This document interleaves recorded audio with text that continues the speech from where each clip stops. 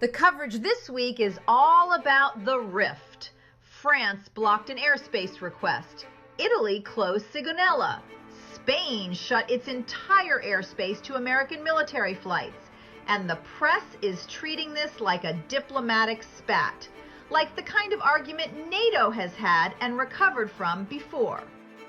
I want to tell you what this actually is. Because if you understand the economics of what is happening to Europe right now, the coverage stops making sense entirely, and something else snaps into focus. Trump did not just start a war. He handed Europe a bill. And the bill arrived before Europe had a chance to argue about who was supposed to pay it. Let me show you the numbers, because the numbers are where this story lives. On February 28th of this year, American and Israeli forces launched nearly 900 strikes in 12 hours against Iran. The Strait of Hormuz went dark to commercial shipping within days. That strait carries roughly 20 million barrels of daily oil transit. 20 million. It also carries approximately 1/5 of the world's liquefied natural gas trade. Both of those flows stopped. And here is the sentence that explains everything that has happened inside the NATO alliance since then. Europe was already on the edge before the first bomb dropped. European gas storage entering this crisis stood at 30% capacity. 30%. In 2024, it was closer to 99% by the fall refill season. The continent had burned through reserves during a brutal winter and had not rebuilt them. So when the strait closed and Qatari LNG shipments stopped, Europe was not a healthy patient absorbing a shock. Europe was a patient who had already lost significant blood and then walked into the operating room. To understand why that matters, you need to understand what Europe's legal obligations require. Under EU rules, member states must reach 90% gas storage by December.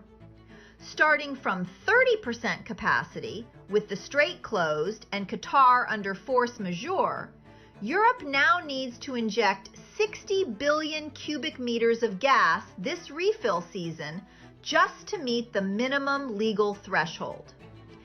60 billion cubic meters. That is roughly the energy equivalent of powering 57 million American homes for a full year. And they need to procure it in a spot market that has just lost 1/5 of its global supply. The EU has already put a number on what this is costing. Gas prices up 70%, oil up 50%, an extra 13 billion euros on fossil fuel imports.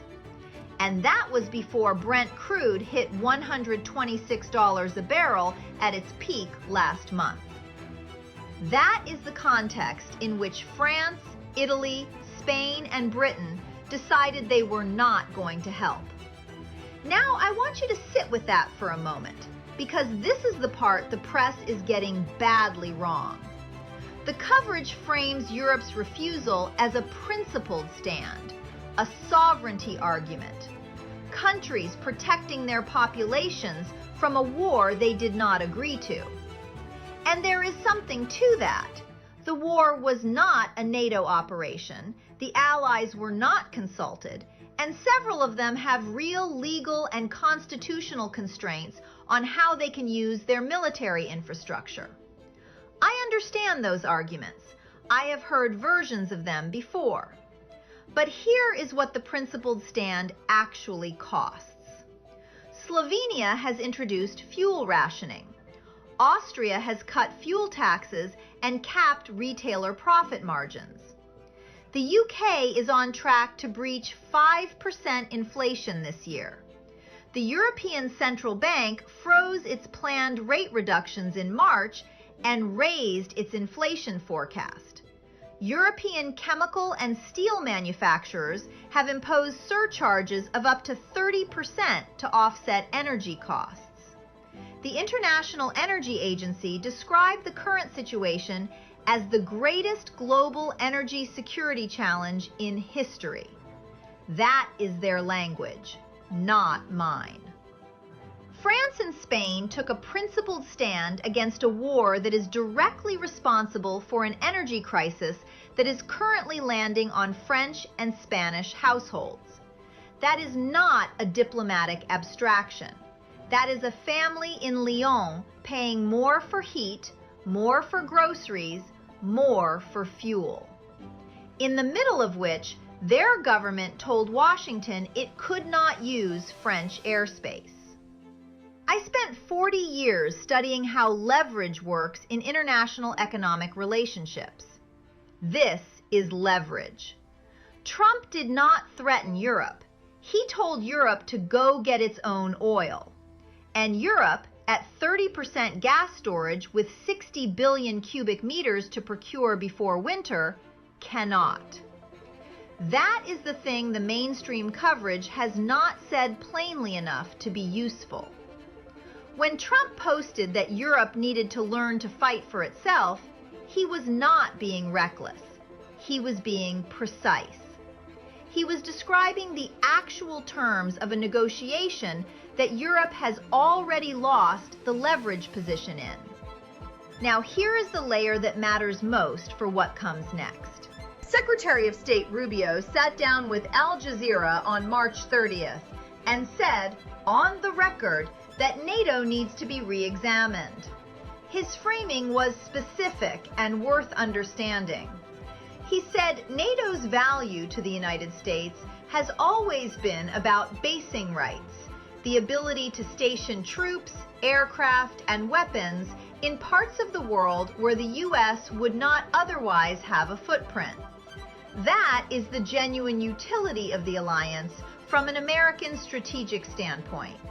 Not the collective defense guarantee, the forward positioning.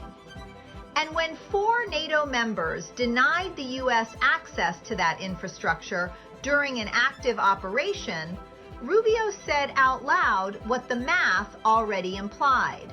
The arrangement is not obviously beneficial anymore. Then Defense Secretary Hegseth, the following day, was asked directly whether the United States remains committed to NATO's collective defense under Article 5. Article 5 is the founding legal commitment of the alliance. It has been reaffirmed by every Secretary of Defense and every Secretary of State in NATO's 77-year history, through disputes, trade fights, burden-sharing arguments, everything.